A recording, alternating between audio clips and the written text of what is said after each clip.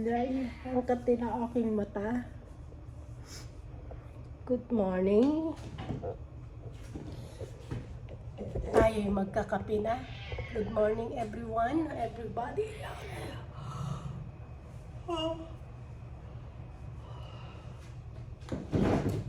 Tayo magkakape na. Ito ikakape natin.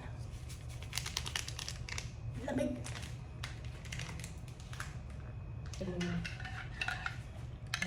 Ano nga to? Mata? Hindi ko alam. Tayo magkape na. Okay, good. Kape lang tayo. Gusto mo ng kape? Mama Lab?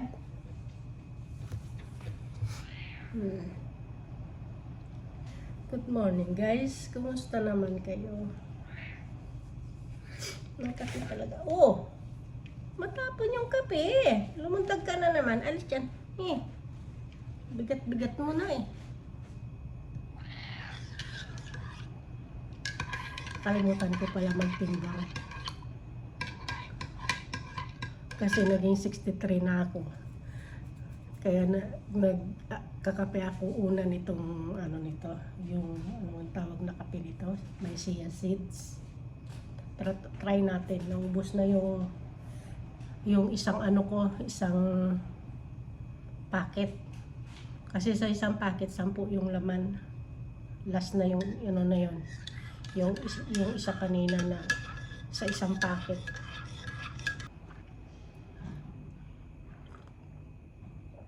Ang muscle ko kalalaki na. Aking braso pala. Kaya sabi ko, try ko nga. Wala naman mawala ko ito try. Kung totoo yung sinasabi ni Rosmar. na nakakapalos. Ano naman yun eh, 3 packet, tagsa 10, di 30, one month. Kasi isang araw, isa. Minsan nga, dinadalawa ko na eh, kaya mabilis na ubos yung isa.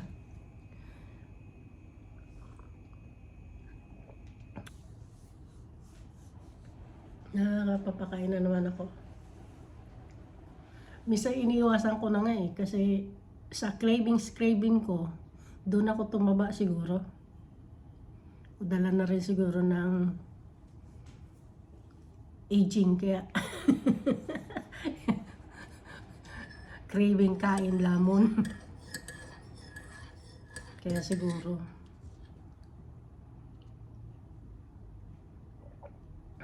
Bakit hindi ka nagpatulog kagabi? Ha? Iyak ka ng iyak. Ano na nangyayari sa'yo? Ha? Anong nangyayari? Ingay siya ng ingay kagabi guys. Hindi ko nga alam kung bakit. Pag inaano ko naman, tumitigil naman siya. Move na move. Hindi naman to para sa'yo. Hindi naman to para sa'yo eh. Kay mami lang to eh. Diyan lang ikaw. Diyan lang. Inom si mami. Oh! Nalis dyan. Kay mami to kape. Drink your... baka sa milk. Kasi sumuka ka eh. Hindi ano ang tiyan mo sa milk. Lupo yan si mami eh. Bigyan ikaw ng milk. Kaya siguro, nakikiano ka kasi sa akin. Pag kumakain ako, akala mo pwede rin sa'yo. Binigyan kita ng milk. Yun siguro kagabi ingay-ingay mo. Nakutoy ang tiyan. Nakutoy ang tiyan ni Kude. Kaya maingay. Tapos sumuka ka. Diyan lang. Alis dyan, alis. Bye-bye na, bye-bye. Bye! See you later! Bye! Mamaya na guys. Hindi rin to magpatalo eh. At yun na nga guys. nakabihis na tayo, nakaligo na, at nakapamalansya na, nakalinis na ng bahay, kaya magluluto na lang tayo ng ating gusto kong lutuin yung yung pasta na naman, pero hindi siya pasta spaghetti, yung circle. Ito yung clover. Yun na lang yung aking lulutuin ngayon para pambaon-baon sa tanghalian. At i-update ko pala kayo guys sa aking ngipin na pumunta na kahapon, kinabit na nila yung aking bridge. Kaya okay na siya, okay na ang aking ngiti. Hindi na siya tabingi. Dito na lang sa kabila yung aking bali apat yun dito. Kaso wala na akong bagang talaga asin doon sa taas. Kaya hindi na siya pwedeng katulad ng ganita. Yung aking gum ay weak. Kaya hindi pwedeng ang tawag dito? Implant. Na lang yung postizo. Yun yung masasuggest ni Doc, postizo. Hindi pwede ng implant. At hindi kaya ng aking gum. At okay na siya, oh. Ayan, oh. Nung kahapon tinanggal yung dalawang temporary na, kasi yung kinikil nila yan eh. Nung unang punta ko doon. Tapos, matagal pala yung pagkikil na yun sa ating ipin. Talagang ang sakit, grabe. Kahit nilagyan na ako ng anesthesia, ramdam ko pa. Akala ko kahapon, ganon din yung kasi wala naman ako idea dyan sa niyan, sa bridge na yan. Akala ko ganon uli. Lalagyan na anesthesia pala yun, na lang, sasalpak na lang nila. Yun nga sabi, kapag kapag medyo nakaramdam ako ng pagluwag, bumalik daw doon para mahigpitan uli nila. Awa naman ng Diyos, wala naman ako naging problema. Kahit doon sa temporary, yung sabi ni Doc, kapag halimbawa natanggal daw, kasi talagang pag yung yung wala pala talagang tabon yun, yung parang coated. Pag wala palang coated, ang sakit. Grabe, tinanggal kahapon. Ang sakit talaga, guys. Nahirapan sila magtanggal doon. Hindi rin yun natanggal kasi sabi ni Doc, 2 to 3 days, ikakabit na yung pero inabot ako ng 1 week, hindi nila ako mini-sage kasi sabi, hindi pa nga daw dumating yung aking ipin. In-order, pa yata nila sa kanilang paggawaan, kaya wala pa daw doon. Kaya nung ayun, na ako na pumunta doon schedule. Yan nga kahapon.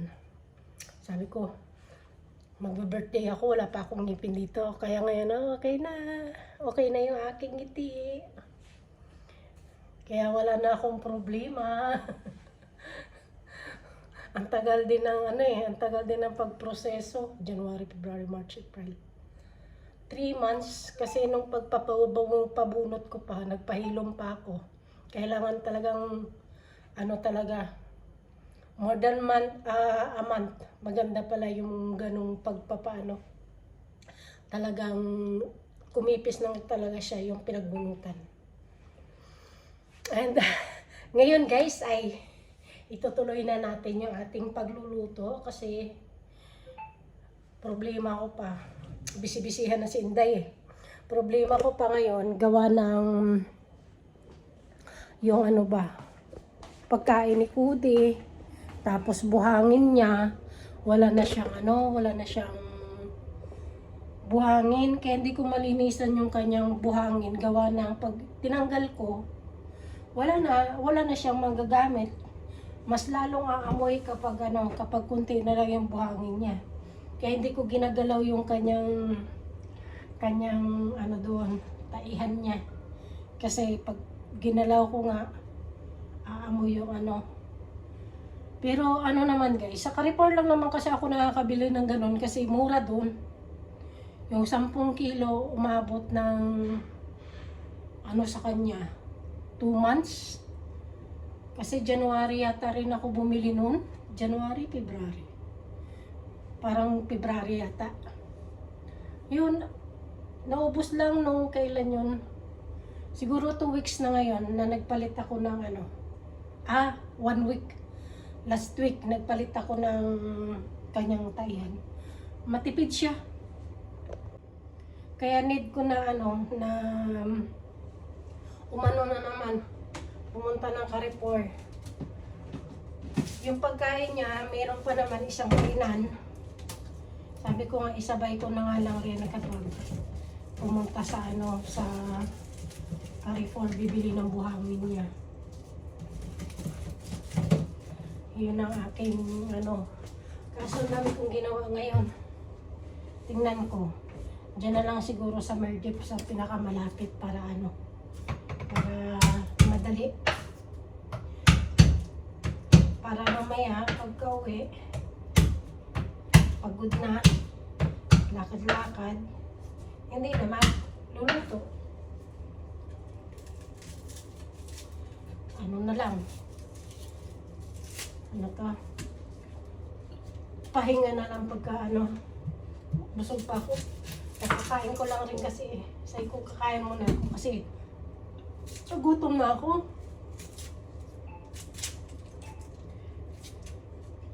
Once a week lang rin kasi ako namamalansya, kaya kailangan kong mamalansya para hindi matambakan at para may masuot uli.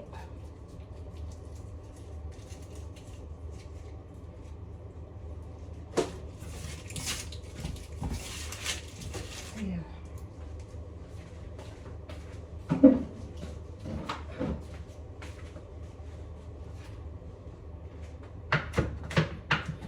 Parang matapang itong ano nito sibuyas kasi ano ako,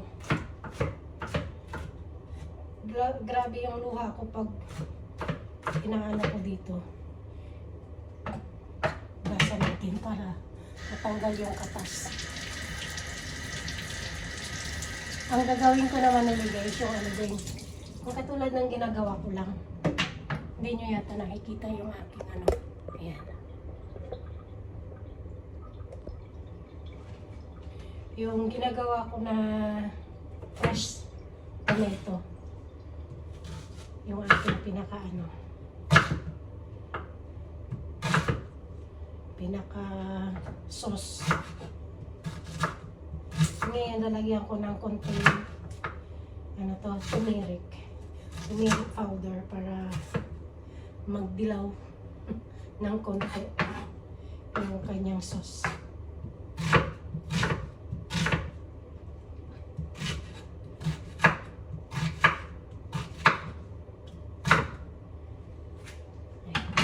Lagay natin dito. Madali lang naman to para makaano tayo ng pagkain ni Cody tsaka buhangin. Kapag ano pa naman yan, kapag yung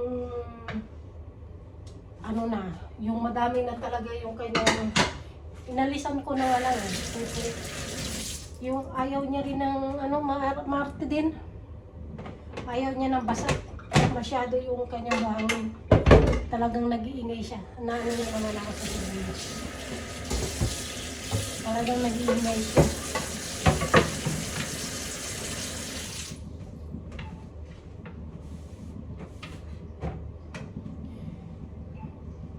Ito yung aking gagamitin na chicken breast. Konti lang. Ito. Tapos ito yung gagamitin natin na pasta. So ngayon aking hindi na ako ngayon masyadong tawag dito, naalangan sa aking pagngiti. Kasi dati nung wala akong ngipin naano ako ito na lang gamitin natin.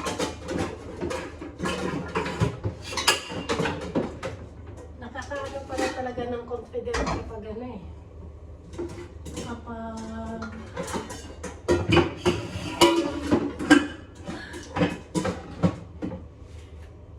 Kapag ano ang tawag dito?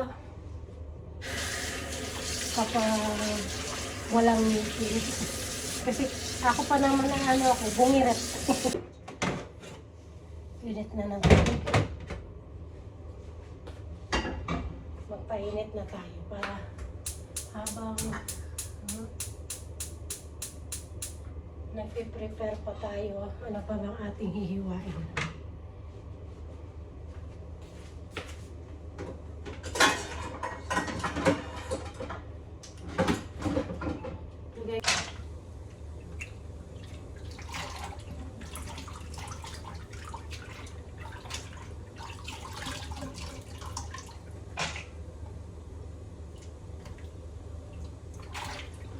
Sinugasan ko. Pero meron dito sa loob.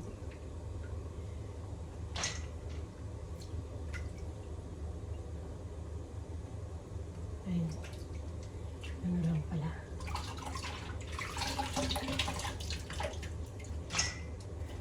Inano ko yung ano, yung clover na pasta.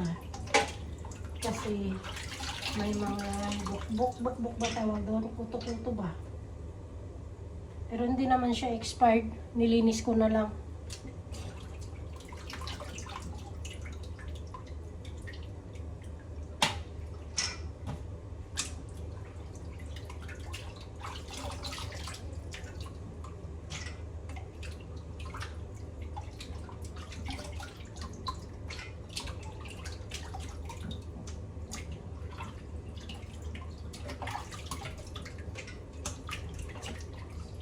Dati naman ako nag-i-stock ng ganyan, hindi naman na ano, nababahayan. Bakit itong minerals macaroni?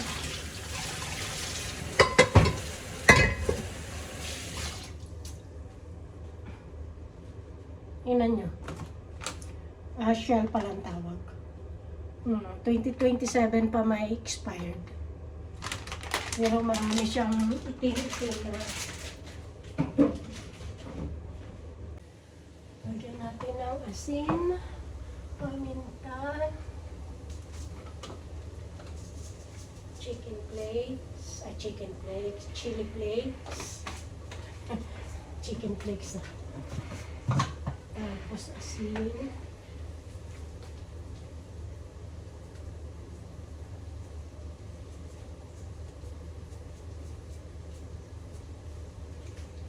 And paminta. Ano pa? Ang oregano pala. Ayan. Sasangkot siya lang natin. Tapos ilalagay natin na yung ano. Yung kamatis.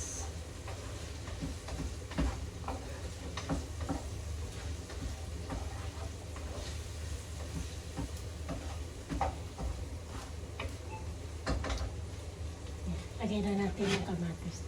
Kunti lang itong kamatis. Wala na akong stock. Ito na lang. Kaya, pagkakasyahin, pero may ano naman tayo. May tomato paste.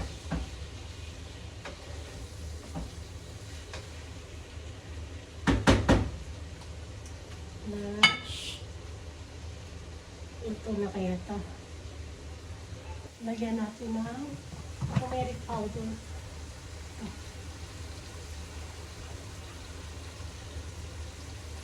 Konti lang.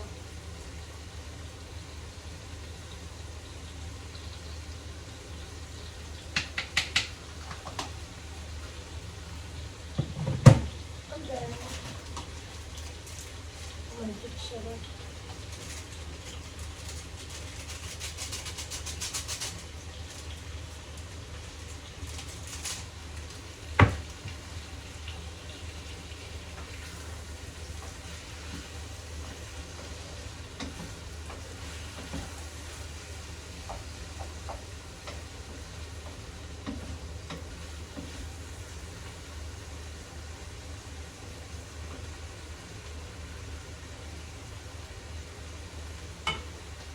Wait na lang natin. Ayan guys, ilalagay na natin to para matapos na tayo.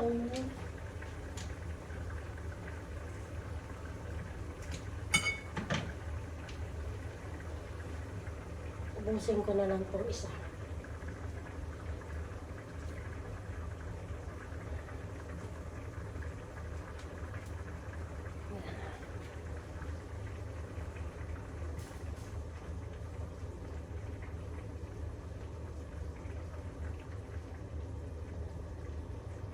Palapot na lang natin.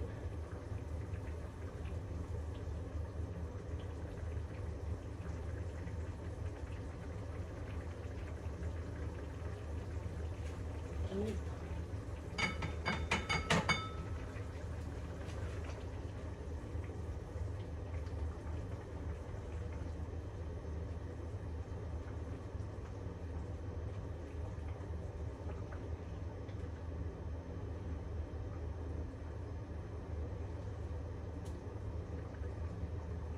Ayan.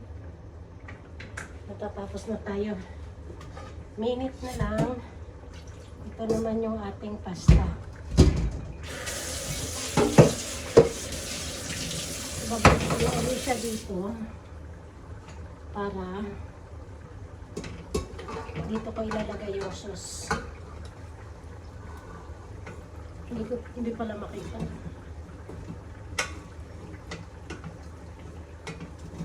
Pinanggalan ko na kasi ng tubig eh. Mabuti wala na ako nakikita ng itim. Check natin muna.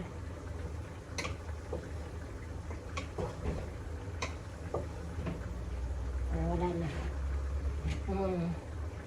Yan. Tapos isasalin ko na lang dito. Bago ko siya papakuloan ulit. Kasi hindi pa ito masyado yung pasta na luto. Ayoko rin kasi na masyadong luto yung pasta. Medyo matigas pa ito eh.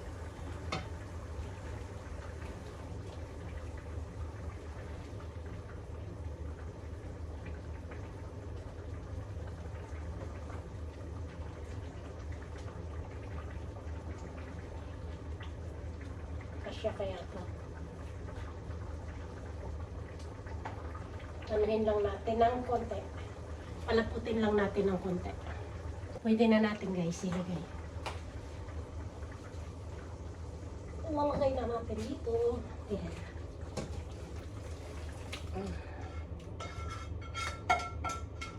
Ayan.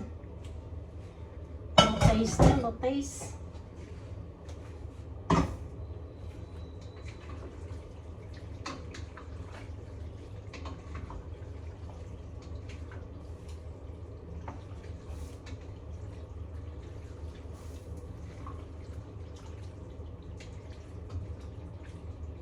Tama-tama. Pag nawala na siya ng tubig, ay ng sauce, konti na lang, malambot na yung ating pasta.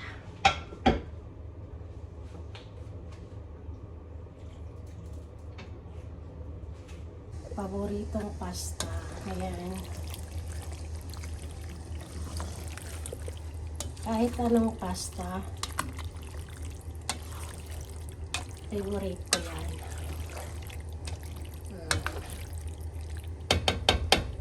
Di ba? Luto na.